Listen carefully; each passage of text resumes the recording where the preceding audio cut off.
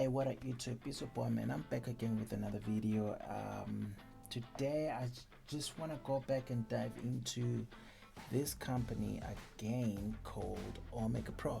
I'm a little bit tired. I've been recording the whole day, but I was like, you know what, I don't want to go to sleep without really diving into this company, because there's so many things that are happening, and I just want to enlighten most of you guys who probably don't know, because there is another company again that pulled up a couple of months ago that was called eCreator.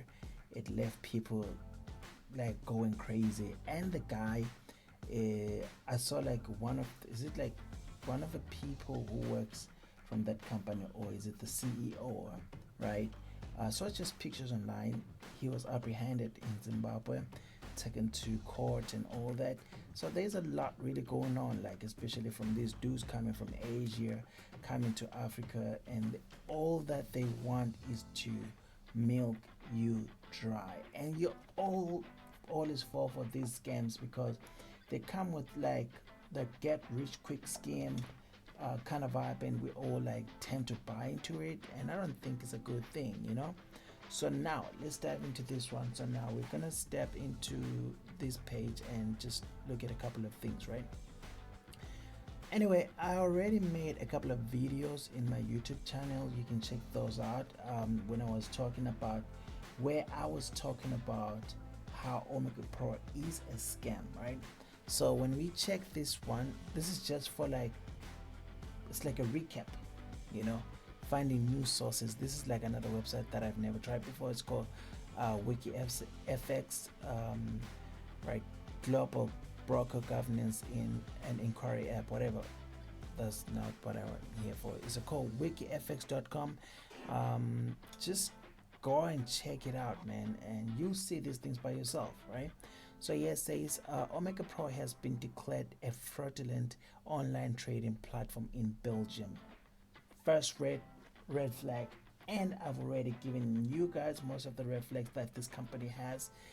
Yeah, and here it says I'm skip that. Then let's go to the most important part, bro. Company still active, unlicensed by the FCA. Omega Pro is under investigation in Congo. Bruh. And here we have somebody again saying, unfortunately, Omega Pro is not legit. It is an unauthorized broker. And what did they advertise themselves as? They said they are a marketing something. Let me do this. Let's go to find Omega Pro. Let's see, Omega. I don't want to talk about things. That's Omega Pro. Just click. Let's see if their website is still on, bro. Their website is no longer there. Yeah, the website is gone, bro. So I think in one of my videos I had that whole thing. I was showing that what their website was saying. They say they are a marketing company. They're not a finance company. They're not a broker in their website. But it's like they use these words all over the place just to confuse you guys. So on the other hand, they'll say we are a broker. On the other hand, they say we are a marketing training company. On the other hand, they're like we are a network company. So all these words all over the place, they're confusing they're confusing the people who want to be part of that company, because all these people also who are, actually let me not say all these people, you guys who like sign up for these things, you get you lose your money, then you start crying about it because you don't do your due diligence, right? So but if you do your due diligence, you're not going to like fall for this, right? You're not gonna fall for it. And the other time, one of my videos, there's a guy who was like, yo, you don't know what you're talking about. This company is what's the name for it? This company is backed by the Dubai royal family. In Dubai, you don't pay taxes. Recently, there was like the gold mafia saga. Everything is taking place in Dubai, right? And then you're coming back to me like, oh, Dubai, cool, Dubai is amazing, but yo, if a scam is a scam, right? All right, let's go on. So Omega Pro has repeatedly been labeled as a scam number of times. So this is just browsing through. So the reason why I made this video, right, is it is because I want to compare Omega Pro to QZ. So first of all, we have this dude here. Look at him. This dude is Asian. Most of the Asian people that I personally know, even not just personally know, just with the Asian culture, people in Asia usually love their Chinese or Asian name. You know, they have their Asian name in everything that they do. You know, rarely you see them with these English names. Now we have this guy with a new identity, cleaned up and everything. Guess what's his name? Right? His name is called what? Blake. His name is called Blake, bro. Like young, whatever. Right? That's his name. Why is he not using his Asian name? Right? Because most of these people, they have Asian names. Only like in the West, like we have people with English names and everything like that. But in Asia, most people, they have like English names. In Asia, most people have only Asian names. And if he was born in Hong Kong, it would make sense, or Singapore, right? But at the same time, he still needs his Asian name, not English name, his Asian name, right? Or yeah, just have to. All right, now I have another question. Why Blake? Which parent would give their kid, oh, your name is Blake? That's a nickname kind of vibe, dude. Anyway, enough about naming and everything. So it was named Kwanzi, Chanzi, whatever. I don't know. Chanzi, right? Chanzi Asset Management, or Shianzi, whatever that means, but you get what I'm trying to say. It was named that management and later rebranded to QZ Asset Management in 2021. So prior to this, I also talked about it last time. I remember they were trying to recruit me, and I did my first research. I was like, yo, this company, I don't know how legit that research was during that time, but it actually, that research that I was doing back then, it gave me some insight. Then I started noticing that, I don't want to do this because there's so many red flags here. They said they operated in Korea, operated in Hong Kong, and somebody said their addresses in Shanghai or in China, they're always changing. They're once in Guangzhou and all that, right? It was all over the place. So I was like, dude. And there's one person who said he actually went to the offices, but he couldn't find the offices. So to me, that was like a very huge red flag, Thereafter, now skipping everything like that, because this is all terrible. That's what I think. So these are their claims. As we can see that in this image, QZ Management claims to have been in finance for 10 years, and that is right there. Let me try to zoom that in. Nope. I'm trying to zoom it in so you can see it. Let's try one more time. Yeah. See that for more than 10 years, we at QZ Management has managed our clients' wealth and served them as trusted. Pause. Served them as trusted. Now, why is it this company was barred from it's being investigated in Eswatini? That is like a small country in South Africa, or next to South Africa, in between South Africa and Mozambique, right? So question is, why is it being investigated, right? So there was a real danger that was being channeled out of that the money was being channeled outside the country, right? So the the other thing was the money was being channeled outside the country, and there is a part that talks about. Wait, let me show you. Huh? Yeah. Wait. All right. So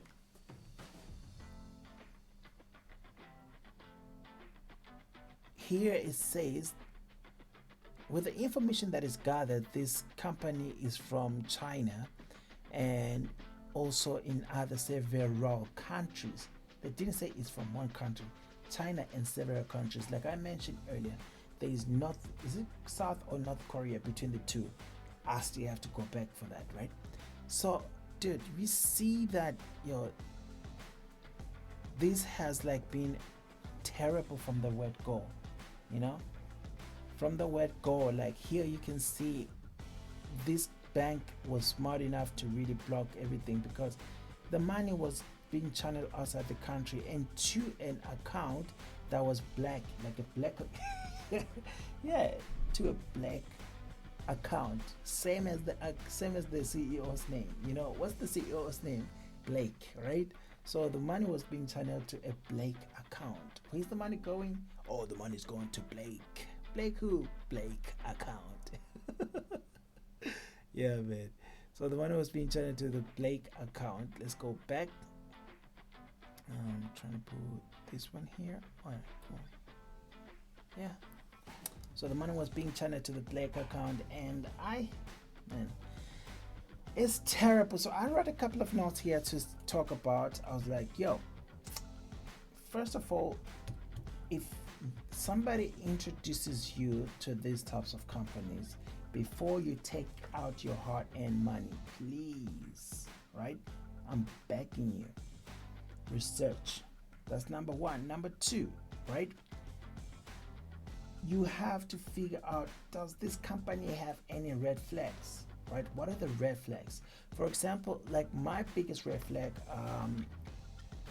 on this one, on QZ, was, I even mentioned it, right? I was like, there are two things involved. If they succeed to be listed under NASDAQ, they're going to be a pump and dump. A pump and dump, we're in front of the computer, we can just figure that out, right? So what is a pump and dump? Let me show you. What is a pump and dump scam? A pump and dump, I don't know if this is clear. Sorry. Yeah, there it is. So a pump and dump scam is the illegal act of investor or group of investors promoting a stock they hold and selling once the stock price has risen. So what happens is, like, they tell you, oh, now everybody buy. If a lot of people are buying, guess what? They're waiting for a lot of people to be excited about, oh, now we're making money. Then guess what they do? They dump it, they sell, right? When they sell, they're taking everybody's money out, and everybody will be crying on social media, oh man, this company just took all my money and they disappeared. Oh yeah, this and that. But who did it? You did it by yourself. So there is a quick example of a pump and dump picture. Let me show you. This is it. Oh, where's that picture? I hope it pulls up. This one, right? So if you look at this picture, this could have, if QZ manages to be like listed, right? This is what's gonna happen to it. They're gonna tell you, like, it's similar to Dogecoin, right? Tell you everybody, oh, buy. Yo, it's going to the moon, man. There's nothing that's gonna happen to this pair. There's nothing that's nothing bad is gonna come to this thing. Nothing bad is gonna happen, right? Look, and then everybody's gonna start buying, and you're gonna push everything up, right? So pre-pump value, group loss up on the stock, right? Promotes the stock. So here they're promoting the stock. Then schemers sell their shares. So now this is the area where they start to sell, right? Then selling triggers rapid drop. So what happens here? They shut down everything. You know, they're coming to take out the. That's when, okay, let me try to explain it this way, easy. So here, right? I don't know if it's clear. Yeah, here, this area here, below this candle, there is a sell side liquidity. Sell side liquidity below every red here, there's sell side liquidity. Below this low, there's sell side liquidity, and all this big candle here, these two big candles, see there's a gap there. This gap, and this is what you call that, volume imbalance, right? That's volume imbalance right there.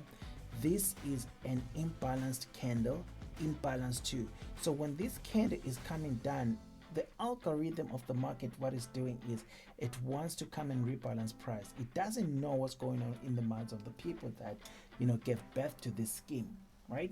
So all it wants is just wants to rebalance the price. So when it's trying to rebalance the price, where is it going back to zero? And where is zero? It's you losing all your money and investment, right? So all these things will be happening, and you'll be like, oh no, man, I lost everything, can't get it. The only thing you would do that could really make it work for you is like, once you see this go down like that, you also sell, right? Stop buying and buying, sell. But the worst thing is this: when the market is selling like this, they will tell you buy, buy, buy, buy, buy, buy, right? And then look at this, the same similar thing happened here. So we got to the lowest lows here. Then we have taken out all the sell side liquidity pools there. Now we're at this point, and then here they buy for a minute just to take the last bit of your breath away from you, right? And then oh, maybe it's going up now, right? And then pooh, back down.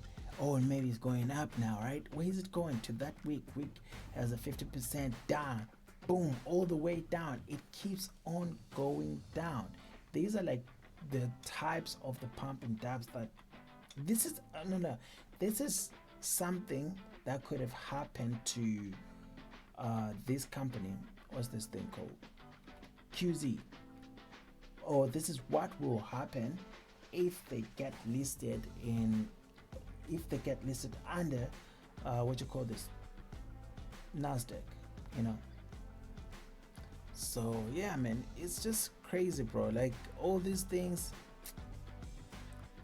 see, they even have type of names. So how to identify a pump and dump scheme, you know, you can just go to this website, man. It's called finbolt.com, right? finbolt.com. Let me try to zoom it in so that you guys can see it by yourselves, and just go to this website. Can it? Oh, cannot.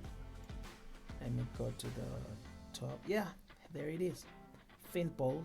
Just go to this website, see it by yourself, read through, try to learn, educate yourself. Don't just sit there and wait to be fed information, and you know. All right, so here, my last part. I know this video is going to be long now. So there are different types of scams, and I think you already know by now. There's a phishing scam attack over in household, where people, they'll be like, yo, I'll give you can use free Netflix subscription, right? This one was happening during lockdown, during those days. Of course, like that account would work, but then they would try to get into your computer and all that. So it's a little bit, you know, yeah, I hope you get like something like that. So a lot of people really got messed up with this, man. Like you get to forward the link to 10 people, and in those 10 people, they can at least get 1 or 2, which is a profit for them, you know what I mean? And then there's also email scam, which means like you find a link in your computer or in your email inbox, whatever, you click that, then they access your whole computer, whatever device that you're using, you know. So yeah, it's crazy, man. It's crazy. And yeah, so that's it for today, man. I just wanted to talk about this whole thing about QZ. Like, yo, it's just crazy how QZ has messed up a lot of lives, and you know, a lot of people's life are just mess right now. I in a mess right now because of this. Let's find out this one last. It's called eCreator. This one I haven't really like looked at it much. Create, yeah.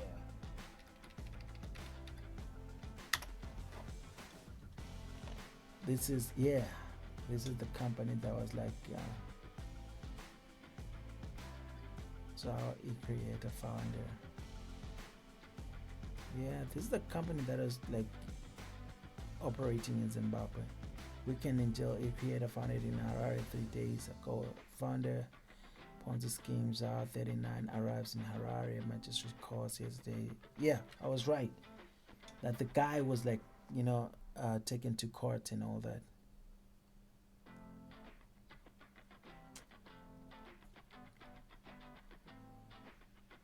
The good thing about these people, when they lie to you, they lie, and most of you just don't get one thing. Here it says eCreator provides learning management systems. That is if it is the same company. If it's not, then I'm sorry. But if it's this one, eCreator company is an e-commerce operator which is with global internet as its core 68. Okay, whatever. Let's see the 68 posts. Can't access that. Alright, let's check out this dude. Yeah, this is the guy that I saw. This is the video. I saw a video actually, he was going to court and all that.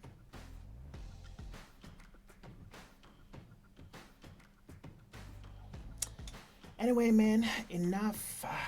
I'll see you guys in the next video. Hope that you guys enjoyed this one.